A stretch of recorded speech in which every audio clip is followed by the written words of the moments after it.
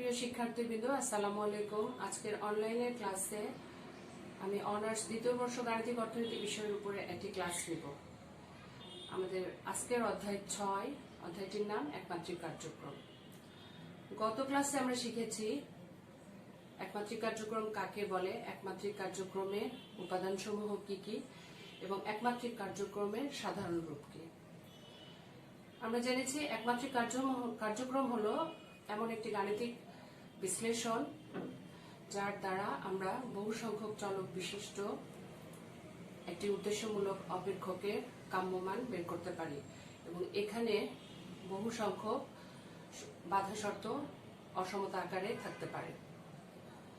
একমাত্রিক কার্যক্রমের উপাদানসমূহের মধ্যে আছে উদ্দেশ্যমূলক অপেক্ষক, সীমা শর্ত, অঋণাত্মক শর্ত, প্রকৃত চলক বা সিদ্ধান্ত চলক এবং ডামি চলক। আমাদের আজকের টপিক একমাত্রিক কার্যক্রম গঠন বা একমাত্রিক কার্যক্রমের সমস্যা তৈরিকরণ। আমরা জানি আমরা একমাত্রিক কার্যক্রম পদ্ধতি দ্বারা একটা অপেক্ষকের কাম্যমান নির্ধারণ করতে পারি। কাম্যমান বলতে আমরা বুঝি যে কোনো অপেক্ষক বা সমীকরণের সর্বোচ্চ মান বা সর্বনিম্ন মান। এই সর্বোচ্চ মান বা সর্বনিম্ন মান নির্ণয় করতে যদি আমাদের অসংখ্য অসমতার সম্মুখীন হতে হয় বা বাধা শর্তের সম্মুখীন হতে হয়, সেক্ষেত্রে একমাত্রিক কার্যক্রম প্রক্রিয়ার মাধ্যমে আমরা সহজেই কাম্যমান বের করতে পারি। এই কাম্যমান নির্ধারণের জন্য একমাত্রিক কার্যক্রম গঠন করাটা আমাদের দরকার। এই একমাত্রিক কার্যক্রম গঠন করি আমরা মূলত বর্ণনামূলক সমস্যা থেকে সমস্যাগুলিকে চলকের সাহায্যে আমরা বিভিন্ন সমীকরণের আকারে, মূলত একরৈখিক সমীকরণের আকারে এবং অসমতা সীমা শর্ত বা বাধা শর্তগুলোকে আমরা একরৈখিক সমীকরণের আকারে প্রকাশ করি। এভাবে আমরা একটি একরৈখিক কার্যক্রম আমরা গঠন করি। এই একরৈখিক কার্যক্রম বা লিনিয়ার প্রোগ্রাম গঠন করার সময় আমাদের তিনটি ধাপ আসবে। প্রথম ধাপটি হবে তিনটি ধাপ সমূহ। প্রথম ধাপ হলো সিদ্ধান্ত চলক বের করা। সমস্যা থেকে যে বর্ণনামূলক সমস্যাটি থাকবে সেখান থেকে আমাদের সিদ্ধান্ত চলক খুঁজে বের করতে হবে, অর্থাৎ আমরা কি উৎপন্ন করব সেটা বা কি ব্যবহার করব সেই চলকটাকে আগে নির্ধারণ করতে হবে। সাধারণত আমরা এক্স ওয়াই দ্বারা এই চলককে আমরা ইন্ডিকেট করি। এরপরে 2 নম্বর হচ্ছে উদ্দেশ্যমূলক অপেক্ষক আমরা এবারে শনাক্ত করব, অর্থাৎ আমরা কোন ধরনের অপেক্ষক আমরা ব্যবহার করব এটিকে আমাদের শনাক্ত করতে হবে। উদ্দেশ্যমূলক অপেক্ষক শনাক্ত করব, অর্থাৎ আমরা সর্বোচ্চকরণের করব নাকি সর্বনিম্নকরণের করব। এক্ষেত্রে আমরা 2 ধরনের উদ্দেশ্যমূলক অপেক্ষক আমরা 2 ধরনের ব্যবহার করব। একটা হচ্ছে সর্বোচ্চকরণও হতে পারে, একটা হচ্ছে সর্বনিম্নকরণ। এটা আমরা শনাক্তকরণ করব যে উদ্দেশ্যমূলক অপেক্ষকটি কেমন হবে এবং সিদ্ধান্ত চলকের দ্বারা এই উদ্দেশ্যমূলক অপেক্ষকটি আমরা তৈরি করব। অর্থনীতিতে সাধারণত উদ্দেশ্যমূলক অপেক্ষকটি হতে পারে আয় সমীকরণ, ব্যয় সমীকরণ অথবা মুনাফা সমীকরণ। এরপরে 3 নম্বর ধাপ হচ্ছে সীমাবদ্ধতাগুলিকে, অর্থাৎ বর্ণনাতে যে সীমাবদ্ধতাগুলি থাকবে বা বাধাগুলি থাকবে সেগুলোকে আমাদের সমতা আকারে, সীমাবদ্ধতাগুলিকে আমরা সমীকরণ বা অসমতা আকারে আমরা লিখব। এইভাবে আমরা এই 3টি ধাপ গুলি আমরা পূরণ করে আমরা একমাত্রিক কার্যক্রম গঠন করতে পারব। আমরা যেহেতু 2 ধরনের একমাত্রিক কার্যক্রম সমস্যা তৈরি করতে পারবো, এই 2 ধরনের একমাত্রিক সমস্যা আমরা অর্থনীতিতে তৈরি করে থাকি। দুই ধরনের সমস্যা। একটা হচ্ছে সর্বোচ্চকরণের সময়, সর্বোচ্চকরণের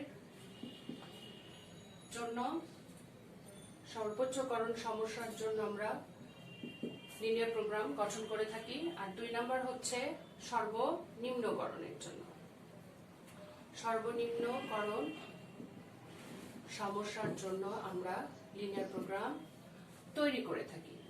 সর্বোচ্চকরণ আমরা কোন অপেক্ষকগুলি করব? সাধারণত আমরা আয় অপেক্ষক, একজন উৎপাদনকারী তার আয় সর্বোচ্চ করতে চায়, তার মুনাফা সর্বোচ্চকরণ করতে চায়।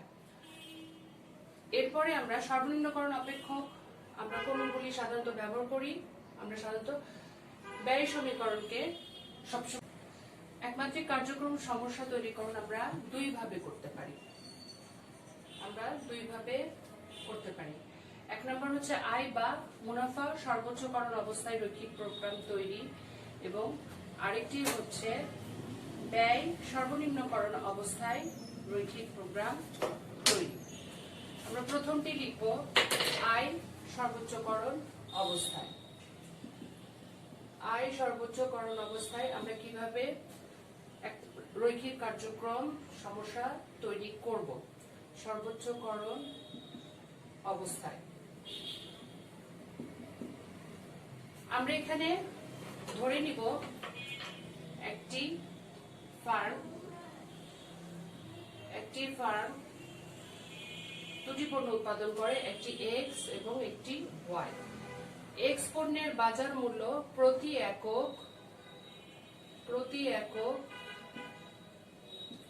3 টাকা এবং ওয়াই পণ্যের বাজার মূল্য প্রতি একক 4 টাকা। একটা 3 টাকা, একটা হচ্ছে 4 টাকা। ফার্মটি এক্স এবং ওয়াই পণ্য তৈরি করতে যে দুটি উপকরণ ব্যবহার করবে।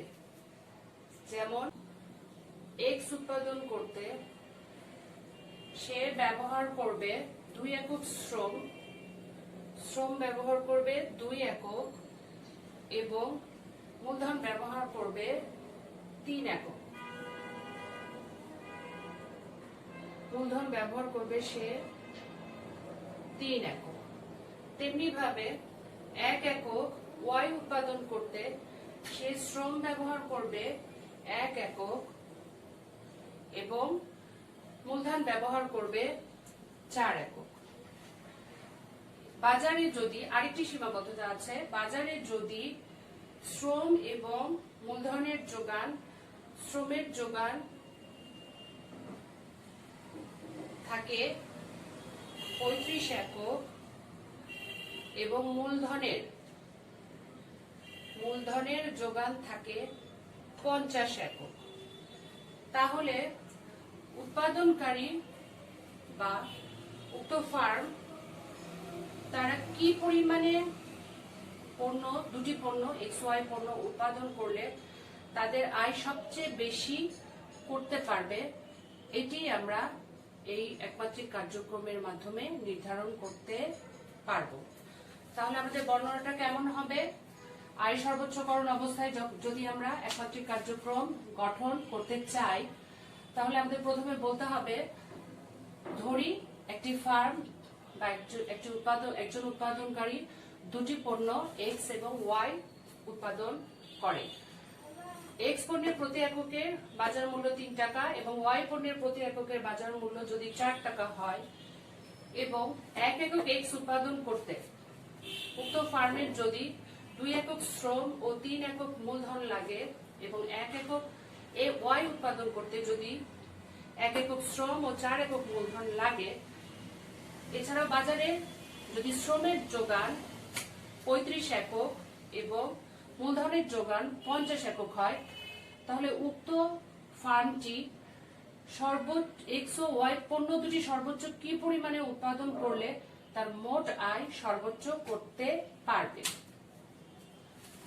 এখন আমরা এই কন্ডিশনগুলি থেকে, এখানে এই দুটি হচ্ছে কন্ডিশন, একটি হচ্ছে শ্রম এবং মূলধন সে একটা নির্দিষ্ট পরিমাণে ব্যবহার করতে পারবে, এবং আরেকটি হচ্ছে বাজারে শ্রম এবং চাহিদার যোগান হচ্ছে সীমাবদ্ধ অর্থাৎ ফিক্সড 35 এবং 50। এই দুইটি হচ্ছে তার শর্ত।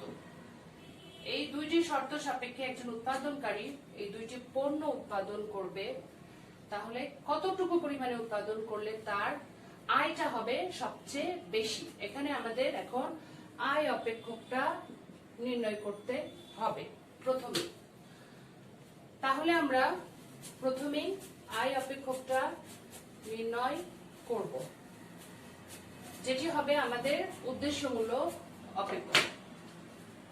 আমরা প্রথমেই লিখব, ধরি একজন উৎপাদনকারী এক্স ও ওয়াই পণ্য উৎপাদন করে এবং এদের বাজার মূল্য যথাক্রমে এক্স এককের এক্স পণ্যের বাজার মূল্য যথাক্রমে একক প্রতি 3 টাকা, ওয়াই পণ্যের হচ্ছে একক প্রতি 4 টাকা। তাহলে এই ফার্মটি আয় অপেক্ষক হবে আর সমান 3x যোগ 4y।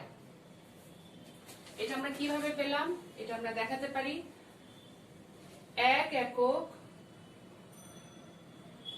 এককের মূল্য এক্স এর এক এককের বাজার মূল্য হচ্ছে কত? 3 টাকা। তাহলে অতএব এক্স এককের মূল্য হবে 3 গুণন এক্স টাকা সমান 3x টাকা। তেমনি ভাবে এক এককের মূল্য ওয়াই এর ক্ষেত্রে হবে 4 টাকা। তাহলে অতএব ওয়াই এককের মূল্য 4 গুণন ওয়াই সমান 4y টাকা। তাহলে একজন উৎপাদনকারী তার উৎপাদিত পণ্য এক্স এবং ওয়াই যথাক্রমে 3 টাকা এবং 4 টাকা বাজার মূল্যে বিক্রয় করে সে আয় করবে 3x প্লাস 4y টাকা। তাহলে এটি হবে তার আয় অপেক্ষক এবং এটি হচ্ছে উদ্দেশ্যমূলক অপেক্ষক। এখন আমরা বের করব সীমা শর্ত। সীমা শর্ত কোশ্চেনে আমাদের বর্ণনামূলক সমস্যায় দুটি শর্ত ছিল। শর্ত দুটি হলো, এক একক এক্স উৎপাদন করতে তার মূলধন এবং শ্রম যেটা লাগবে সেটা ফিক্সড ছিল, অর্থাৎ প্রতি একক এক্স উৎপাদনে এক্স দ্রব্য উৎপাদনে সে 2 একক শ্রম ও 3 একক মূলধন সে ব্যবহার করত। কাজেই শ্রমের দিক থেকে এক্স ও ওয়াই দ্রব্য উৎপাদনের অসমতার শর্ত আমরা এখন বের করব। আচ্ছা, আমরা দেখি এখানে এক্স পণ্য উৎপাদনে এবং ওয়াই পণ্য উৎপাদনে সে দুটি উপকরণ ব্যবহার করছে। একটা হচ্ছে শ্রম আর এটা হচ্ছে 2 নাম্বার। আমরা এখানে সীমা শর্তটা বের করছি। এখানে হচ্ছে সে শ্রম ব্যবহার করছে, আরেকটা হলো সে মূলধন ব্যবহার করছে। এক্স পণ্য উৎপাদনে সে শ্রম ব্যবহার করে কয় একক? 2 একক এবং মূলধন ব্যবহার করে হচ্ছে 3 একক। তেমনি ভাবে ওয়াই পণ্য উৎপাদনে সে শ্রম ব্যবহার করে 1 একক এবং মূলধন ব্যবহার করে 4 একক। তাহলে এক্স ও শুধু যদি আমরা শ্রমের কথা চিন্তা করি, যে এটা এই শর্তকে যদি আমরা শ্রমের একটা সীমাবদ্ধতা আছে, এটা হচ্ছে শ্রমের সীমা শর্ত। অর্থাৎ আমাদের আরেকটি শর্ত ছিল শ্রম হচ্ছে ফিক্সড বাজারে এবং তার পরিমাণ হচ্ছে 35 একক। তাহলে এই উৎপাদনকারী এই 35 একক সে ব্যবহার করতে পারবে। এক্স দ্রব্য উৎপাদনে সে ব্যবহার করে 2 একক অর্থাৎ 2x পরিমাণ এবং ওয়াই দ্রব্যে সে ব্যবহার করতে পারবে 1 একক অর্থাৎ 1y পরিমাণ এবং এই দুই সমষ্টি হবে তার ব্যবহৃত মোট শ্রমের পরিমাণ। এবং এখানে শর্তটা কি? শর্তটা হচ্ছে সে এই 35 একক বাজারে যেহেতু এর যোগানটা ফিক্স, সে 35 একক পরিমাণই ব্যবহার করতে পারবে অথবা এর চেয়ে সে কম একক ব্যবহার করতে পারবে। কোনো ক্রমেই সে 35 একক শ্রমের বেশি সে ব্যবহার করতে পারবে না। এভাবেই আমরা শ্রমের সীমা শর্তটা নির্ণয় করতে পারবো। তেমনি ভাবে এক্স ও ওয়াই পণ্য উৎপাদনে আমরা মূলধনের যে সীমা শর্ত সেটা আমরা বের করতে পারবো কিভাবে।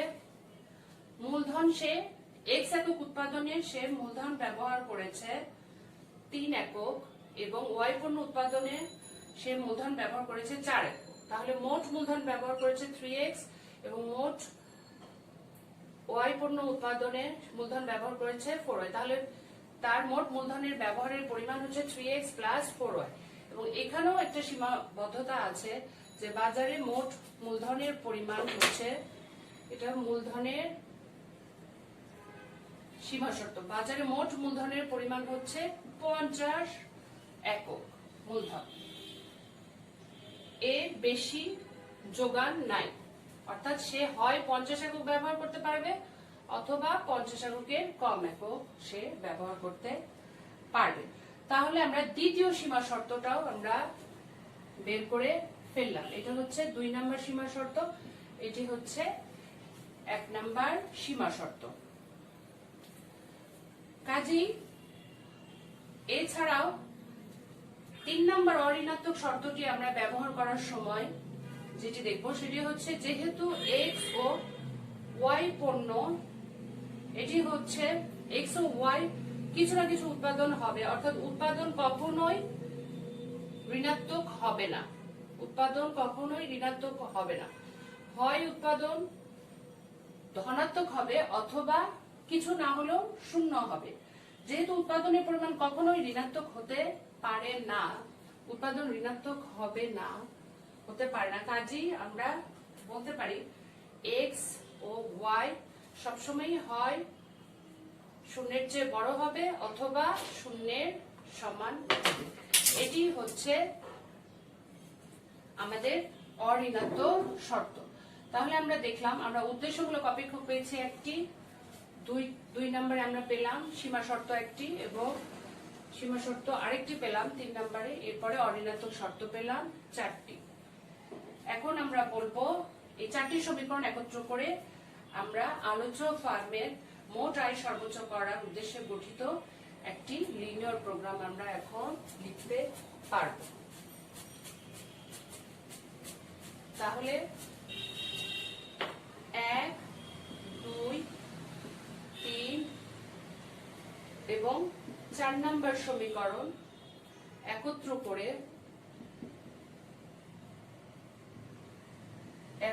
করে আমরা লিনিয়ার প্রোগ্রামটি গঠন করতে পারব। একত্র করে আলোচ্য ফার্মের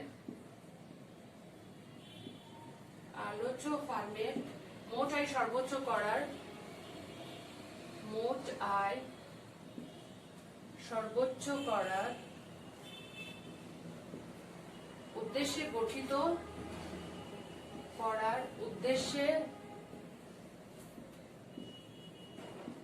গঠিত লিনিয়ার প্রোগ্রামটি হবে প্রথমে আমরা ম্যাক্সিমাম করব আয় অপেক্ষক 3x প্লাস 4y, এটি হচ্ছে উদ্দেশ্যমূলক অপেক্ষক।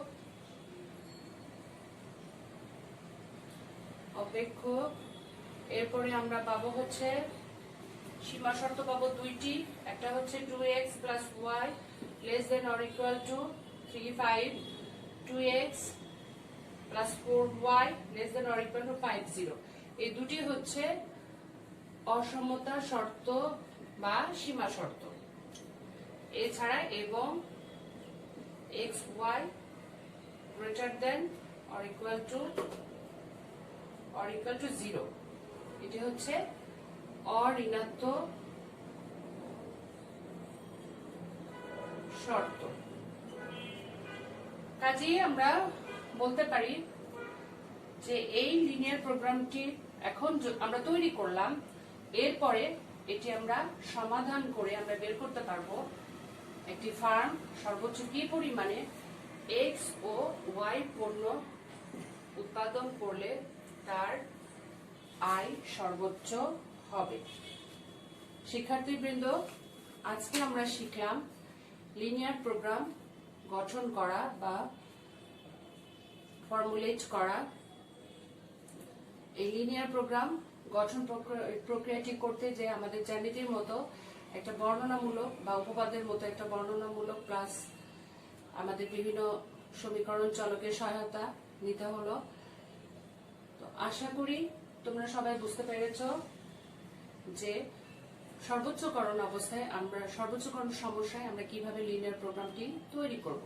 আমরা এতক্ষণ পর্যন্ত তৈরি করা শিখলাম।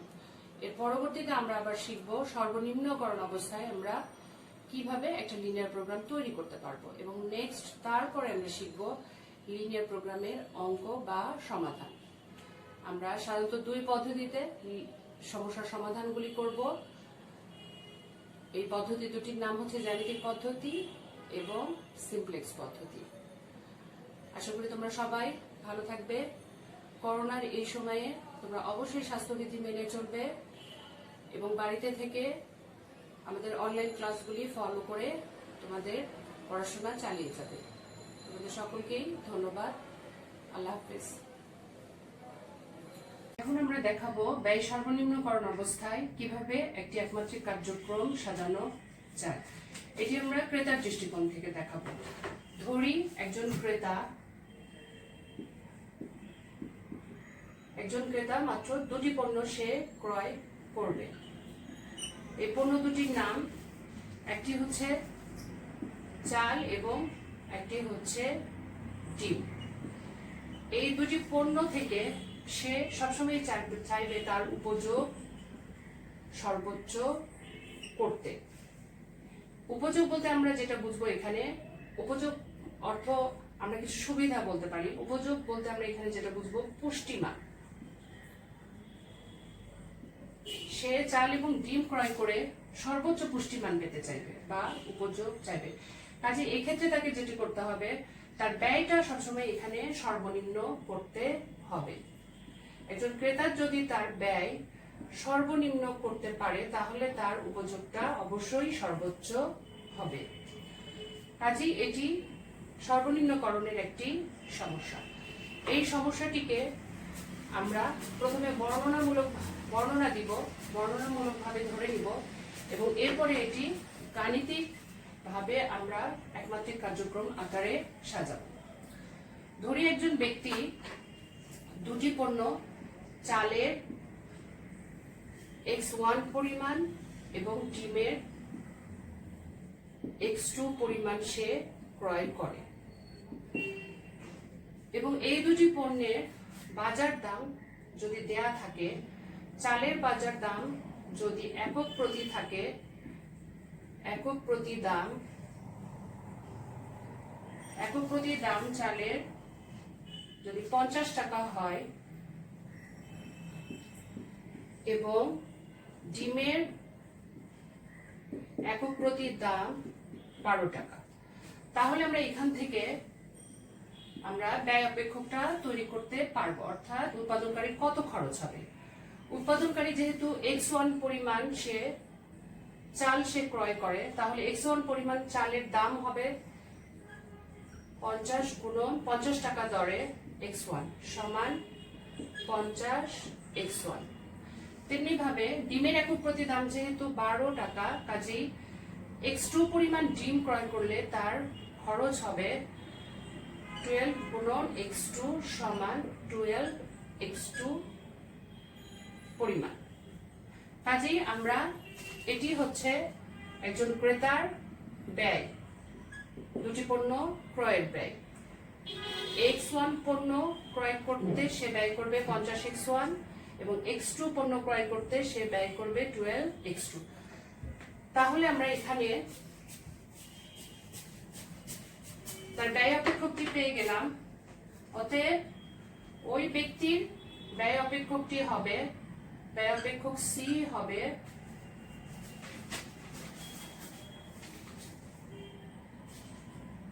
ওই ব্যক্তির ব্যয় অপেক্ষক C হবে 50 x1 প্লাস 12 x2। এটি হচ্ছে আমাদের উদ্দেশ্যমূলক অপেক্ষক সর্বনিম্নকরণ সমস্যা। এরপরে কিছু সীমাবদ্ধতা আছে। ওই ব্যক্তি পণ্য ক্রয় শুধু এটি দামের উপরই নির্ভর করবে না, এছাড়াও তার সর্বোচ্চ উপযোগ পেতে গেলে আরো কিছু সীমাবদ্ধতা এখানে আছে। যেমন ওই পণ্য থেকে সে 3 প্রকারের পুষ্টি সে পাবে। আমরা ধরে নিই পণ্য দুটি থেকে সে 3 প্রকারের পুষ্টি পাবে। একটি হচ্ছে খনিজ, একটি হচ্ছে প্রোটিন এবং একটি হচ্ছে ভিটামিন। এবং এখানে তার কিছু শর্ত আছে। এটি 1 নম্বর হচ্ছে উদ্দেশ্যমূলক অপেক্ষক। আমরা পেয়ে গেলাম, এই ব্যয় অপেক্ষকটাই হবে ক্রেতার উদ্দেশ্যমূলক অপেক্ষক। আচ্ছা, এরপর আমরা সীমাবদ্ধতাগুলি আমরা এবারে বের করব। অর্থাৎ ক্রেতা ওই দুটি পণ্য ক্রয় করে সে কিছু সুবিধা পেতে চায়। আমরা ধরে নিই এই সুবিধাগুলি সে ওই দুটি পণ্য থেকে সে খনিজ পাবে, প্রোটিন পাবে এবং ভিটামিন পাবে। এখন এখানে দুটি শর্ত আছে। একটি শর্ত, প্রতি একক চাল থেকে সে খনিজ, প্রোটিন এবং ভিটামিন পাবে। প্রতি একক থেকে পাবে হচ্ছে, আমরা এভাবে লিখতে পারি, দুটি পণ্য সে ক্রয় করছে, 3টি উপাদান সে পাবে। খনিজ, একটি হচ্ছে খনিজ, একটি হচ্ছে প্রোটিন, একটি হচ্ছে ভিটামিন। কিন্তু এই 3টি উপাদান পেতে গেলে কিছু সীমাবদ্ধতা আছে বা শর্ত আছে। সেই শর্তগুলি কি? যে 1 একক X1 1 একক চালে সে পাবে 10 একক খনিজ পাবে, হচ্ছে 10 একক খনিজ পাবে, এবং প্রোটিন ও ভিটামিন পাবে হচ্ছে 20 একক এবং 30 একক। এটা একটা সীমাবদ্ধতা যে প্রতি একক সে চাল থেকে পাবে হচ্ছে 10 একক খনিজ, 20 একক প্রোটিন এবং 30 একক ভিটামিন। অপরদিকে প্রতি একক ডিম থেকে সে পাবে 40 একক খনিজ, 50 একক প্রোটিন এবং 60 একক ভিটামিন। এটা হচ্ছে একটা সীমাবদ্ধতা। এছাড়া ওই ব্যক্তি আরেকটি সীমাবদ্ধতা আছে, সেটি হচ্ছে কি, তাহলে দুটি পণ্য থেকে সে মোট খনিজ পাবে কতটুকু। এখান থেকে আমরা এখানে X1 পণ্যে সে খনিজ পাবে 10X1, এরপরে হচ্ছে X2 পণ্যে পাবে 40X2 পরিমাণ। আমরা মোট খনিজের পরিমাণ হবে 10X1 এবং 40X2। এখানে আরেকটি শর্ত আছে, সে 2 ধরনের শর্তের সম্মুখীন হয়। প্রতি একক থেকে পুষ্টি উপাদানের মানের একটি শর্ত, এবং আরেকটি শর্ত হচ্ছে ওই ব্যক্তির প্রতি মাসে কমপক্ষে তার একটি চাহিদা আছে, কমপক্ষে তার কি পরিমাণে এই পুষ্টি মানগুলি লাগে। ওই ব্যক্তির প্রতি মাসে কমপক্ষে খনিজ লাগে ধরে নিই আমরা 45 একক, খনিজ লাগে হচ্ছে 45 একক, এবং প্রোটিনও লাগবে একটা নির্দিষ্ট, এটা তার কমপক্ষে লাগবে, এটাও একটি শর্ত। প্রোটিন লাগে 50 একক, খনিজ লাগে হচ্ছে 45, প্রোটিন লাগে হচ্ছে 50 একক, এবং ভিটামিন লাগে হচ্ছে 55 একক। তাহলে আমরা এই 2 ধরনের সীমাবদ্ধতা, অর্থাৎ সে প্রতি একক পণ্য থেকে এক ধরনের পুষ্টিমান পায় এবং তার প্রতি মাসে মোট পুষ্টি চাহিদা একটা আছে। এই 2 ধরনের সীমাবদ্ধতার সে সম্মুখীন হয়। এখান থেকে আমরা 3টি সীমাবদ্ধতার সমীকরণ আমরা বের করব। তাহলে কি আমরা দেখলাম যে খনিজ উপাদান সে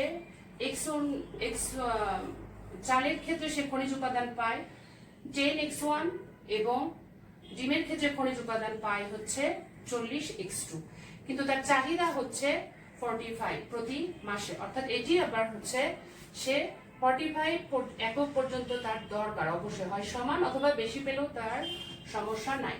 এই জন্য সে এই পরিমাণ X1 X2 ক্রয় করে, নির্দিষ্ট পরিমাণ X1 X2 ক্রয় করে সে 45 পর্যন্ত কমপক্ষে সে খনিজ উপাদান সংগ্রহ করতে চায়। এরপরে তেমনি ভাবে আমরা প্রোটিন উপাদান আমরা হিসাব করব। x1 থেকে পাবে হচ্ছে 20x1 এবং x2 থেকে পাবে হচ্ছে 50x2। মোট প্রোটিন উপাদান পাওয়ার শর্ত হচ্ছে 20x1 প্লাস 50x2 এবং এটি তার ডিজায়ার বা তার চাহিদা প্রতি মাসে হচ্ছে 40-50। এরপরে ভিটামিন থেকে সে পাবে x1 পণ্য থেকে সে ভিটামিন পাবে 30x1 প্লাস x2 থেকে সে পাবে 60x2 এবং তার মোট ভিটামিন পাওয়ার পরিমাণ হবে 30x1 প্লাস 60x2। এটি অবশ্যই তার যে কাম্য যে মানটা ভিটামিনের 55 তার সমান হতে হবে অথবা তার চেয়ে বেশি হতে হবে। এভাবে আমরা তিনটি সীমাবদ্ধ শর্ত আমরা পেয়ে যাব। তাহলে আমাদের সীমাবদ্ধ শর্তগুলি কি হবে? সীমাবদ্ধ শর্তগুলি হবে তিনটি। সর্বনিম্ন করণের ক্ষেত্রে আমরা গ্রেটার দেন চিহ্ন ব্যবহার করব।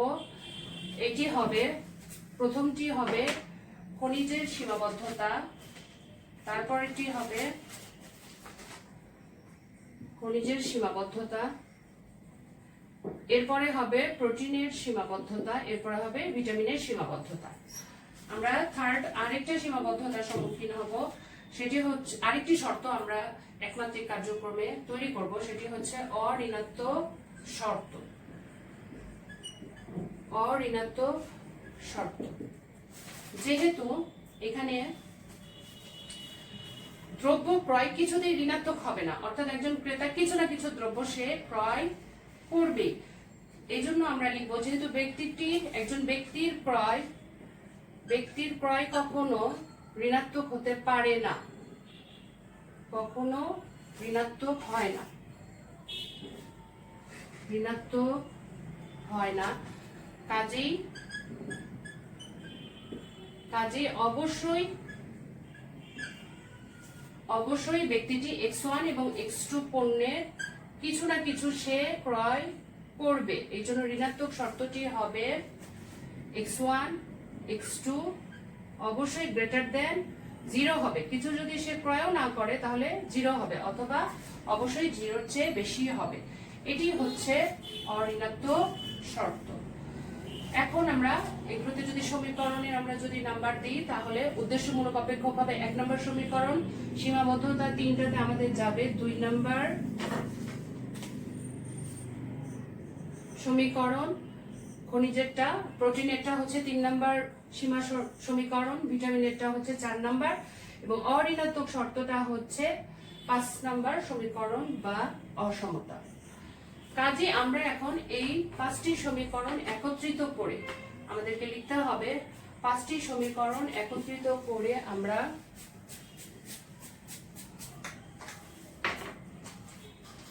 অতএব 1, 2, 3, 4 ও 5 নং সমীকরণ একত্র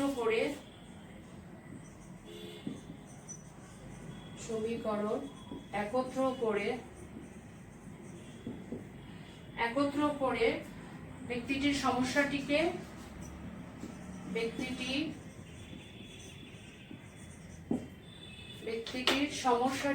আমরা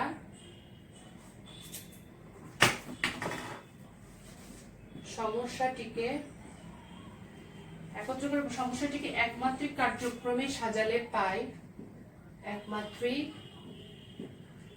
কার্যক্রমে সাজালে পাই। প্রথমটি হচ্ছে উদ্দেশ্যমূলক অপেক্ষক 1 নাম্বার, এরপরে হচ্ছে 2 নাম্বার হলো সীমাবদ্ধ শর্ত 3টি, এরপর হচ্ছে অঋণাত্মক শর্ত 1টি। কাজেই এবং এখানে আমরা উদ্দেশ্যমূলক অপেক্ষকটি কোন ধরনের অপেক্ষক হয়? উদ্দেশ্যমূলক অপেক্ষকটি হয় সর্বনিম্ন করণে, মিনিমাইজিং। কাজেই আমরা একমাত্রিক সর্বনিম্নকরণের একটি সমস্যাকে আমরা একমাত্রিক কার্যক্রম অনুসারে আমরা সাজালাম। এখন এটি কেবল আমরা সমস্যাটিকে উপস্থাপন করলাম, এরপরে আমরা এই লিনিয়ার প্রোগ্রামিং এর যে নিজস্ব প্রক্রিয়া আছে সেই প্রক্রিয়ায় সমাধান করে আমরা বের করতে পারবো কি পরিমাণ x1 এবং x2 পণ্য সর্বনিম্ন দামে ক্রয় করলে ব্যক্তিটির ব্যয় সবচেয়ে কম হবে। এখানে আমাদের খেয়াল করতে হবে ব্যক্তির ব্যয় তখনই কম হবে যেহেতু বাজার দাম নির্দিষ্ট আছে, যখন দুটি পণ্যের দাম অবশ্যই সর্বনিম্ন হবে। কাজেই সেটির মান বের করব আমরা একমাত্রিক কার্যক্রমের মাধ্যমে।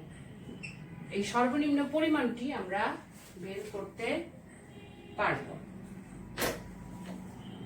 প্রিয় শিক্ষার্থীবৃন্দ, আজকে আমরা শিখলাম আমরা কিভাবে একমাত্রিক কার্যক্রমের সাহায্যে সর্বোচ্চকরণ সমস্যা এবং সর্বনিম্নকরণ সমস্যা তৈরি করতে পারব। এর পরবর্তীতে আমরা শিখব এই সমস্যার সমাধান আমরা কিভাবে করব। আমরা এই সমস্যার সমাধান করব দুইটি পদ্ধতিতে, একটি হচ্ছে জ্যামিতিক পদ্ধতি এবং আরেকটি হচ্ছে সিমপ্লেক্স পদ্ধতিতে। আশা করি তোমাদের ক্লাসটি ভালো লেগেছে। তোমরা বাসায় অবশ্যই বেশি বেশি প্র্যাকটিস করবে এবং এই করোনার সময়ে স্বাস্থ্যবিধি মেনে চলবে এবং ভালো করে পড়াশোনা করবে। আজকে এই পর্যন্তই। আল্লাহ হাফেজ।